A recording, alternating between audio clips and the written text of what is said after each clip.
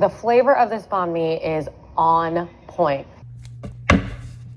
This is a slightly different, delicious version of a quick and crushing banh mi I made on national TV of season 1 of The Great American Recipe. The ingredients are easily accessible and can be subbed out if need be. You heard it from Chef Cohen. This is my go-to for a late night snack, a weekend bite, or a game time grub.